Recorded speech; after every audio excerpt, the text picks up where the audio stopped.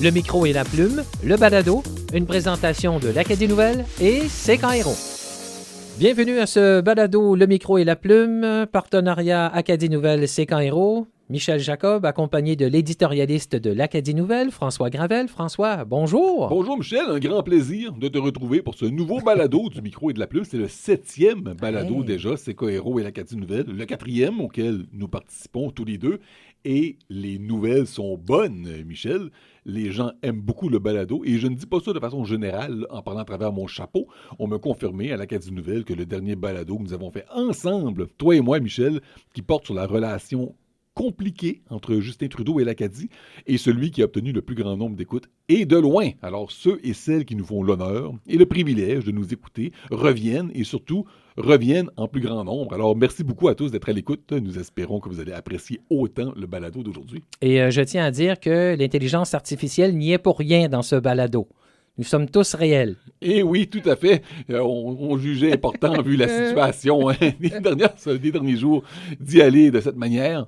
Alors, aujourd'hui, d'ailleurs, nous allons parler non pas d'intelligence artificielle, mais d'une véritable politicienne en chair et en os, celle qui a marqué l'histoire du Nouveau-Brunswick en devenant la première femme première ministre de notre province, celle qui a transformé le discours politique, et je parle bien sûr de Susan Holt. Et plus précisément, nous allons faire ensemble un petit bilan des moments marquants, parfois mémorables, parfois pas mal moins, les bons coups et les mauvais coups des 100 jours de Susan Holt. Et pourquoi les 100 jours, Michel? C'est une tradition. Ça remonte aux années 30 avec l'arrivée au pouvoir du président Franklin Roosevelt. C'était la Grande Dépression et M. Roosevelt s'était donné ce délai pour venir en aide à la population. Il avait fait adopter 76 projets de loi en 100 jours, y compris le fameux New Deal. Et petit divulgateur, Michel, les 100 jours de Susan Holt n'entreront pas dans l'histoire de la même façon, évidemment, mais il s'est quand même passé pas mal de choses, y compris après ce fameux 100e jour de pouvoir. Et on va en parler ça aussi, même si ça déborde, parce que ici, au balado du micro et de la plume, on ne se laisse pas menotter par des questions de date de Michel, mais étant donné que dire les 118 jours de Susan Holt, ça punch pas beaucoup, je trouve. Là. On va continuer de parler des 100 jours avec en bonus les jours qui ont suivi. Quelques petites journées, une valeur ajoutée. Donc, ça fait déjà un peu plus de 100 jours que Mme Holt est au pouvoir, François. Qu'est-ce qui t'a marqué depuis son élection? La toute première chose que je retiens à propos des débuts de Susan Holt à la tête de la province, ce sont ses qualités de communicatrice. C'est le jour et la nuit entre son gouvernement et celui de son prédécesseur, Blaine Higgs. Pas plus tard qu'hier, je voyais une vidéo partagée sur les médias sociaux où Mme Holt montrait où est son bureau de circonscription. Au lieu d'un communiqué, d'une invitation, une vidéo où elle marche dans la rue, où elle montre où est le bureau, où est la porte d'entrée, tout ça. Quand je parle de communication, je fais vraiment pas référence là, au fait d'accorder des interviews, là, par exemple. Je confirme que c'est toujours aussi difficile pour nous, les journalistes, d'obtenir des réponses à nos questions. Pour parler à un porte-parole, ça prend autant de temps à être traité que sous Blaine Higgs, sinon plus. Là, aucune amélioration. Mais par contre, ce nouveau gouvernement-là a compris des nouvelles façons de joindre la population. Il comprend la force des symboles aussi, la force de l'image pour faire passer un message. Et ça, Michel, si tu te souviens bien, on en a été témoin dès le début du mandat, quand Susan Holt a présenté son cabinet.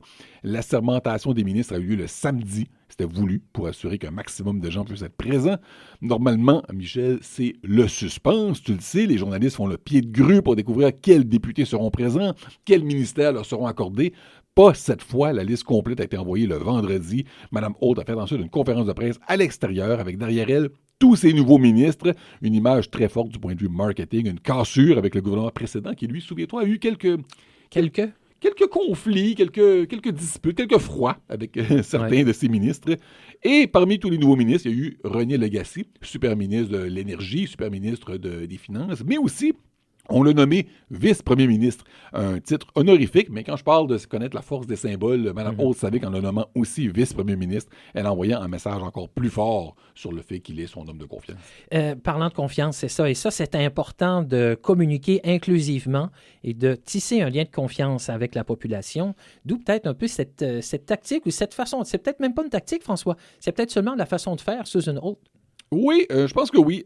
La force, l'image, les symboles, montrer, envoyer le message à la population qu'elle tient ses promesses et qu'elle est là les intérêts au bon endroit. On en a vu un bon exemple quand que Susan Holt a réglé un problème qui date depuis des décennies. Un problème qui a existé sous les premiers ministres Frank McKenna, Raymond Frenette, Camille Thériault, Bernard Lord, Sean Graham, David Alward, Brian Gallant et Blaine Higgs. Ça fait 8 premiers ministres, ça, et Susan Holt était la première à agir sur ce dossier-là. Moins d'une semaine après son assermentation, elle a annoncé que les avortements pratiqués hors du système hospitalier seront remboursés par l'assurance maladie. Ça a été qualifié de décision historique par certains. Moi-même, Michel, j'ai souvent écrit en éditorial dans l'Acadie Nouvelle et sur d'autres plateformes aussi que cette restriction-là au droit à l'avortement, c'est une mesure sexiste. Il y a plein de procédures médicales qui peuvent être effectuées dans des cliniques qui sont remboursées par l'assurance maladie. Mais il y avait une interdiction spéciale de rembourser la procédure pour les femmes qui souhaitaient interrompre leur grossesse dans une clinique plutôt qu'à l'hôpital. Et ça, c'est maintenant chose du passé. Et encore une fois, quand on parle de la force de l'image, la force des symboles, Susan Holt n'a pas fait cette annonce toute seule. Elle était accompagnée de l'ensemble de son caucus et de ses ministres pour faire une démonstration d'unité sur un enjeu qui divise et pour rendre le moment encore plus marquant, je dirais même encore plus solennel. Donc, elle est très forte sur cet angle-là, Mme Holt. Après une semaine, on s'est retourné quand même assez rapidement, mais il n'y a pas que dans le dossier de l'avortement. Il y a eu plusieurs promesses faites dans la campagne, François, et il y a une chose qu'on peut remarquer depuis le début, c'est cette volonté d'agir rapidement. Question de respecter aussi et d'envoyer un message clair à la population. On respecte le plus possible, je dis bien le plus possible, nos engagements lors de la campagne. Oui, comme je viens de l'expliquer, Mme Holt a agi rapidement sur différents enjeux. C'est un témoin qui était un gouvernement qui était hyper actif dans les premières semaines de son mandat. Là. Il ne pourra évidemment pas tenir ce même rythme-là pendant 4 ans, mais on a senti dès le début du mandat que le gouvernement voulait insuffler un sentiment d'urgence, montrer une cassure avec le gouvernement Higgs. Le Parti libéral a fait beaucoup de promesses. Il a promis de respecter certaines d'entre elles le plus tôt possible dans le mandat. Ce fut le cas pour l'avortement dont on vient de parler. Un autre dossier qui s'est réglé rapidement, c'est la politique 713. Je trouve incroyable que cette controverse-là, qui a pris tellement de place, Michel, dans l'actualité pendant les années Blaine Higgs, se soit réglée aussi rapidement. Et là-dessus, je donne le crédit non seulement à Mme Holt, mais aussi à sa ministre de l'Éducation, Claire Johnson, mais surtout, je donne le crédit aux électeurs, Michel, en faisant subir une défaite électorale aussi cinglante au parti qui avait fait des enfants et des minorités sexuelles dans les écoles un enjeu politique, partisan, électoral, et en faisant boire de la poussière à Blaine Higgs, et aussi à sa candidate, Fatin Gressesky, qui accordait tellement d'importance à cet enjeu. Les électeurs ont permis au gouvernement Holt de clore le débat. Parmi d'autres promesses importantes tenues, il y a eu les primes de réélection de 10 000 aux infirmières. J'ai honnêtement des doutes, Michel, à savoir si ces primes auront réellement l'efficacité souhaitée. Mais bon, c'est une promesse tenue, tout comme le rabais de 10 % sur les factures d'électricité. Il y a un plafonnement des loyers qui s'en vient. Alors, je pense qu'on peut dire que ce gouvernement-là ne s'est pas tourné les pouces. On pouvait voir déjà aussi pendant la campagne électorale que certains candidates se positionnaient déjà sur des sujets très spécifiques. 713, le logement, l'itinérance. Donc, on pouvait déjà peut-être deviner qui allait obtenir un siège ou non, ou des responsabilités ministérielles pendant la campagne. Et ce qu'on a peut-être deviné pendant la campagne, ça s'est produit avec la nomination de certaines personnes au poste de ministre. Cette campagne-là s'est bien passée pour le gouvernement, mais il y a une chose sur laquelle il a éprouvé des difficultés et ça se reflète maintenant dans le mandat, et c'est cette promesse d'équilibrer le budget. On y arrive, c'est ça. Il y a eu des promesses tenues et des promesses non tenues aussi, et tu nous amènes dans ce petit détour. Le gouvernement Holt nous avait dit que cette promesse-là d'équilibrer le budget vaut seulement pour les 4 années de pouvoir complète des libéraux, alors que l'année financière en cours a débuté, donc les conservateurs tenaient encore des cordons de la bourse. Mais dans les faits, nous, ce qu'on avait compris vraiment, véritablement, pendant cette campagne-là, c'est que le budget serait équilibré d'une année à l'autre. Un autre gros morceau, le fameux ajusteur de carbone, un ajout spécial au prix de l'essence décrété par Blaine Higgs. Le gouvernement fédéral de Justin Trudeau a ordonné de nouvelles réglementations environnementales. Celle-ci représente un coût pour les pétrolières. Et M. Higgs a jugé que ce n'était pas à elle de payer la facture, mais plutôt aux automobilistes. Et ça représente présentement un ajout autour de 7 cents le litre, Michel. Susan Holt avait promis de mettre fin à ça. Elle a reculé à la suite de pression de l'industrie. Et présentement, au moment où nous enregistrons ce balado, Michel, il y a un comité législatif qui étudie tout ça à Fredericton, et tout est sur la table, y compris d'éliminer complètement la réglementation sur le prix de l'essence. Mme Holt n'avait rien promis de tout ça. J'ai bien hâte de voir comment comment elle va décider ce qu'elle va pouvoir faire, parce qu'elle est prise entre l'arbre et l'écorce, je vous dirais. Et on a aussi beaucoup parlé de langues officielles dans les dernières semaines. Depuis le début du mandat, Mme Holt avait promis un comité législatif permanent. C'est fait. Bravo au chef par intérim du Parti progressiste conservateur, Glenn Savoy, qui a eu le jugement de ne pas nommer à ce comité Chris Austin, l'ancien chef de la People's Alliance. Merci de le remarquer. Bonne décision, oui. Sage décision. Par contre, Mme Holt avait aussi promis que les foyers de soins seraient assujettis à la loi sur les langues officielles, et ça n'a pas encore été fait. Et pour être honnête, Michel, je serais très étonné si cette promesse devait être tenue. À voir aussi dans le futur, si les gens ont des boules de cristal au niveau de la santé, les promesses qui ont été faites avec les cliniques dans certaines régions. Ah oui. Vous écoutez Le Micro et la Plume, le balado. François, tu voulais aussi effectuer un petit détour. On en a parlé tout à l'heure pour revenir à la campagne électorale, la dernière ici dans la province. Selon toi, quel a été le point tournant de la campagne de Susan Holt? Michel, je suis incorrigible. Encore une fois, j'ai décidé de ne pas respecter nos propres règles, Michel. Délinquant que tu es. C'est arrivé dans nos balados précédents. C'est encore le cas aujourd'hui. Je triche, Michel. Je vous avais promis de parler des 100 jours de Susan Holt. J'ai poussé le bouchon en étirant ça aux 118 premiers jours, mais là, j'étire l'élastique encore plus. On revient sur la campagne électorale et elle a été déclenchée le 19 septembre. Donc, si je calcule bien, ça veut dire que nous sommes en train d'analyser maintenant les 152 jours de Susan Holt. Mais je pense que nos auditeurs sauront nous le pardonner parce que on peut difficilement parler de Mme Holt sans faire un détour pendant la campagne électorale. Mme Holt n'a pas été une grande chef de l'opposition, mais au début de la campagne, je vous dirais que beaucoup de Néo-Brunswickois ne la connaissaient pas. Plusieurs se demandaient si elle avait des qualités pour être première ministre. Les conservateurs étaient des favoris pour l'emporter, mais Mme Holt a une qualité importante en politique. Comme disent les anglophones, c'est une bonne campaigner, c'est-à-dire qu'on a vu qu'elle est capable, en campagne, il y a un mode, hein? Il y a un mode qui s'installe de plus. Elle réussit à s'imposer, et ce ne sont pas tous les politiciens qui possèdent cette qualité-là. Et on a vu comment elle a remporté la course à la direction de son parti, comment elle a tiré son épingle du jeu pour se faire élire dans la péninsule acadienne. Il faut dire, par contre, que pendant la campagne électorale, elle a été grandement aidée par Blaine Higgs, qui a livré à mes yeux une des pires campagnes électorales dont j'ai été témoin. Les deux extrêmes se sont rencontrés. Peut-être insatisfaction du côté du gouvernement de Blaine Higgs, et ça dans plusieurs secteurs du Nouveau-Brunswick et dans toutes les communautés francophones, anglophones, Premières Nations. Ça a dû aider aussi la campagne de Susan Holt. Certainement. Et tout ça a culminé, et tu me demandais, Michel, quel a été le point tournant pour Mme Holt pendant cette campagne-là. Sans aucun doute, à mes yeux, le débat des chefs. J'ai eu le privilège, moi, de le co-animer, celui en français avec Karine Godin, et Mme Holt est vraiment ressortie du lot. Je pense que plusieurs électeurs ont découvert, en fait, Mme Holt ce jour-là, ce soir-là. Beaucoup de gens ne la connaissaient que par des articles de journaux, des clips de 10 secondes dans les bulletins de nouvelles. Des gens qui n'étaient pas convaincus se sont dit pour la première fois qu'ils pouvaient peut-être finalement l'imaginer comme première ministre, d'autant plus que David Coon, du Parti vert, et M. Higgs n'ont pas particulièrement brillé ce jour-là. Ils ont été moins bons, moins énergiques, je dirais. Et pour revenir à Susan Holt, j'ai pu constater moi-même en personne l'énergie qu'elle dégage pendant le débat des chefs. J'étais assis à quelques mètres des trois chefs, mais aussi à l'Acadie Nouvelle, Michel, nous avons reçu Susan Holt dans le cadre d'une rencontre éditoriale à nos bureaux de Caraquette. Ma fille de 11 ans, qui sortait de son cours de gymnastique, pas loin des bureaux du journal, était très fière d'avoir vu ce jour-là Mme Holt dans le stationnement alors qu'elle se rendait à nos bureaux. Et Mme Holt n'a pas fait que bonne impression à ma fille. À ce moment-là, elle a fait bonne impression aussi à l'équipe éditoriale du journal par sa connaissance des dossiers, sa capacité à vendre son programme électoral. Elle était très transparente, parlait ouvertement de sa stratégie électorale dans les prochaines semaines, d'engagement qu'elle n'avait même pas encore annoncé.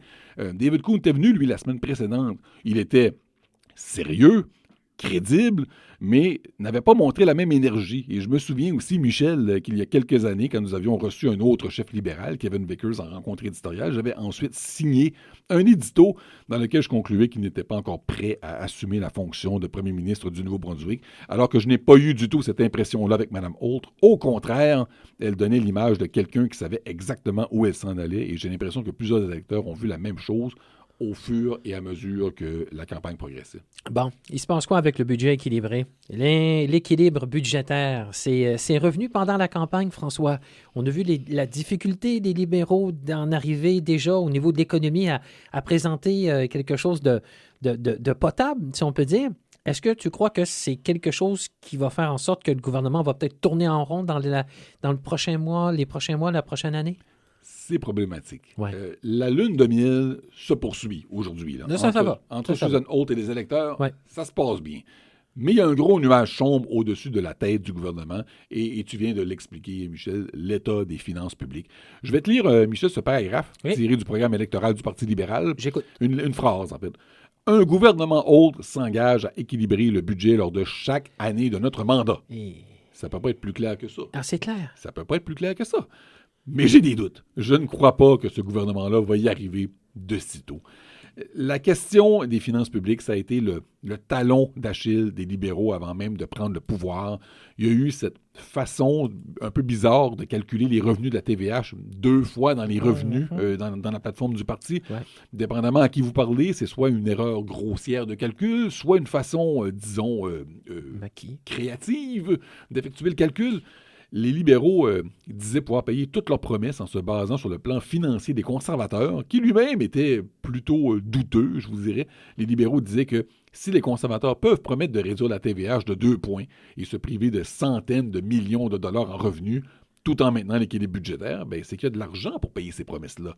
Alors, petit divulgateur ici, Michel, ce n'est pas le cas. Il n'y a pas de l'argent pour payer toutes les promesses en question. Donc, si on résume, le budget 2024-2025 du conservateur Ernie Steve, l'ancien ministre des Finances conservateur, déposé il y a 1 an, pas il y a 10 ans, l'année dernière, surplus de 41 millions de dollars. Mise à jour économique des conservateurs, on est rendu à un déficit de 28 millions de dollars. Qu'est-ce qui s'est passé? À son arrivée aux finances, le libéral René Legacy, nouveau ministre des Finances, nous annonce maintenant un déficit de 92 millions de dollars. Et le déficit prévu est maintenant rendu à 399 millions de dollars. Et je vais te faire une petite prédiction, Michel. Le chiffre final va être encore plus élevé. Mes antennes à Fredericton me disent qu'il pourrait être en fait très important, possiblement beaucoup plus que les 400 millions déjà annoncés. Ça pourrait faire très mal. Le plus gros de l'histoire de la province. On se dirige vers ça? Je ne suis pas prêt à faire cette prédiction-là, mais il semble qu'on se dirige possiblement vers ça. Oui. Okay. Sinon le plus gros, parmi les plus gros déjà annoncés. La question qu'on se pose maintenant, évidemment, c'est quoi faire? Il y aura des choix, là. Il y aura des choix à faire. Que va faire Mme Holt pour se sortir de ce guêpier-là? Ma réponse sera la suivante. Toute promesse électorale n'est pas bonne à tenir. Susan Holt me donne l'impression, pour le moment, de vouloir plaire à tout le monde, de ne pas vouloir décevoir personne, surtout de vouloir tenir tous ses engagements. Et je pense qu'il va falloir, à un certain point, qu'elle apprenne à dire non. Ouais, jusqu'à quel prix tenir ses engagements? Et je donne pour exemple le congé de la TVH qui est accordé aux promoteurs immobiliers, la construction de logements qui bat son plein grâce aux investissements d'Ottawa. Pratiquement chaque semaine, il y a une annonce de financement fédéral pour la construction à Dieppe, à Edmundston, à Campbellton, à Belle Bay, à Caraquette, et j'en passe. Était-ce si urgent d'ajouter un congé de taxe provincial totalisant des dizaines de millions de dollars pour la construction immobilière? Est-ce que ça aurait pu attendre que la situation financière de la province s'améliore? Même chose pour les primes de 10 000 dollars aux infirmières. Est-ce qu'ils auraient pu être distribués sur 2 ou 3 ans plutôt que tout de suite? Peut-être que oui, peut-être que non, mais c'est des choix. Et le gouvernement Holt devra nous montrer très bientôt s'il est prêt à laisser le déficit devenir hors de contrôle ou s'il préfère les choix difficiles et impopulaires, comme par exemple des hausses de taxes ou des compressions budgétaires. Pour rester et terminer sur ce segment du balado, on peut comprendre peut-être de vouloir aller un petit peu plus vite au niveau de la construction résidentielle. On a des priorités et on voit que le logement n'est peut-être pas si abordable, donc on peut peut-être comprendre et après, peut-être construire là-dessus pour répondre à certaines promesses qui ont été envoyées pendant la campagne électorale. Les besoins sont existants, ouais. Ça, il n'y a aucun doute là-dessus. Hein. Il n'y a pas de doute qu'il faut investir dans le logement.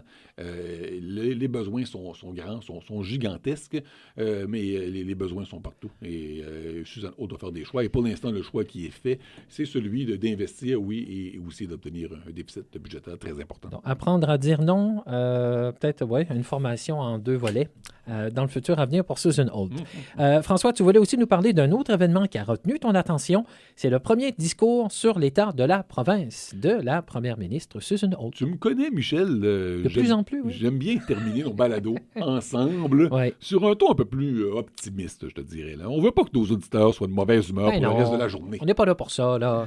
Alors, j'ai pensé terminer donc en revenant sur ce qui était le discours inaugural sur l'état de la province de Susan Holt. J'ai moi-même assisté en personne à aucun discours sur l'état de la province, mais j'en ai lu plusieurs, j'en ai vu plusieurs aussi sur différentes plateformes. Je me souviens qu'à une certaine époque, c'était sur Rogers, maintenant sur YouTube. Mais j'ai rien vu qui ressemblait à ce qui a été fait cette année, rien du tout. C'était original?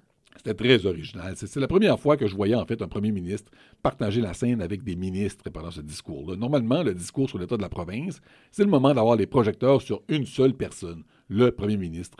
Et dans ce cas-ci, au contraire, on a vu la première ministre qui a profité de l'occasion pour non pas seulement vanter ses accomplissements et pour faire une petite annonce ou deux, mais au contraire, pour présenter ses intentions et présenter son équipe aussi.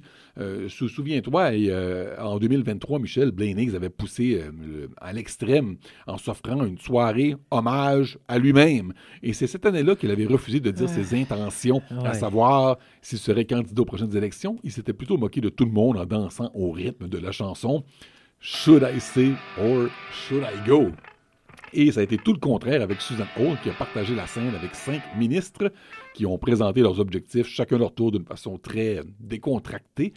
Certains étaient meilleurs que d'autres. Honnêtement, le ministre de la Santé, Dr. John Dornan, n'avait pas l'air d'être super à l'aise sur scène, alors qu'au contraire, la ministre de l'Éducation, Claire Johnson, a été l'une des vedettes de la soirée. Elle était bonne, elle était drôle, elle présentait ses objectifs d'une façon qui n'a rien à voir avec une conférence de presse. C'était très différent des discours habituels. Et ça envoie un message aussi qu'on peut peut-être faire la même formule dans d'autres secteurs, pas seulement en politique. Ce que moi, ça m'a envoyé comme message, on partage les responsabilités et le leadership. Voici notre équipe. Et c'est ça qu'on veut aussi. Très différent, par exemple, du réseau de santé Vitalité qui, dans le dossier du retour de l'obstétrique à Hamilton, a proposé un plan étalé sur plusieurs années et qui n'a, selon moi, aucune chance d'être réussi. Alors que dans ce cas-ci, le gouvernement Holt a plutôt choisi des objectifs ciblés et qui seront présentés aussi chaque année pour savoir où on en est rendu. Alors, j'ai trouvé ça très intéressant. Chaque ministre est arrivé sur scène avec quelques statistiques à améliorer, des objectifs à atteindre, le nombre de sans-abri au Nouveau-Brunswick et ce qu'il devra être dans 4 ans, les résultats des élèves dans telle ou telle matière et les progrès qui devront être effectués, le nombre de Néo-Brunswickois avec un médecin de famille qui devra passer de tel pourcentage à tel autre pourcentage. Ce sont des statistiques facilement comparables d'une année à l'autre. Et ça met aussi les ministres dans une position plus vulnérable. On pourrait voir dans 1 an ou 2 qu'un ministre est en voie d'atteindre tous ses objectifs, alors qu'un autre traîne de la patte, par exemple. Alors, le jeu des comparaisons va être très intéressant. Très intéressant. Un suivi à faire au cours des prochains mois, des prochaines années. La question à l'éditorialiste.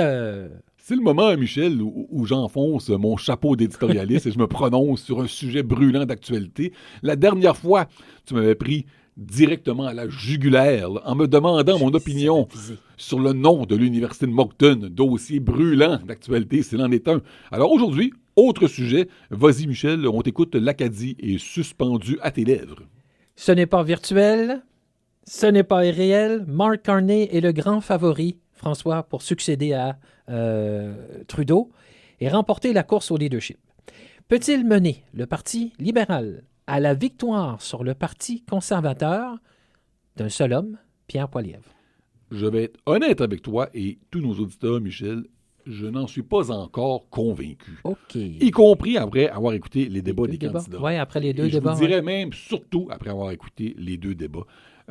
C'est quand même étonnant parce que M. Carney n'a rien dit, rien fait qui me laisse croire qu'il peut gagner une campagne électorale. Et je ne comprends pas parce qu'au sein du Parti libéral, M. Carney jouit d'une grande aura.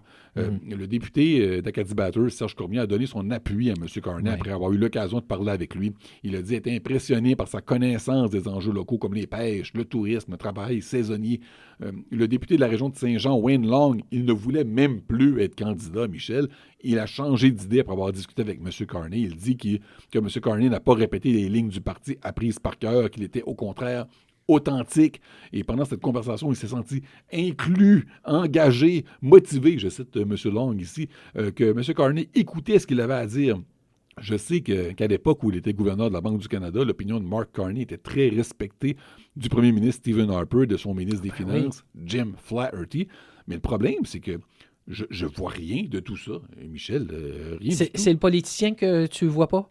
Le politicien, la personne, je ne sais pas, mais dans ses sorties publiques, on ne sent pas que M. Carney est l'homme de solution qu'il prétend être et que tout le monde voit à l'interne, mais que nous, on ne voit pas en public. Pendant les débats des candidats, il a dit des généralités. Il a annoncé qu'il va éliminer le déficit budgétaire en 3 ans, mais sans nous dire véritablement comment, sauf en parlant de productivité. Cela dit, Susan Holt aussi avait un problème d'image et elle a réussi à se démarquer pendant la campagne électorale. Alors, on verra bien assez vite si M. Carney réussit à faire de même, à supposer bien sûr qu'il gagne la course à la direction du Parti libéral du Canada. Et s'il a vraiment une solution magique pour éliminer le déficit en 3 ans, il pourra peut-être partager la recette à Susan Holt. Il n'y a rien comme partager.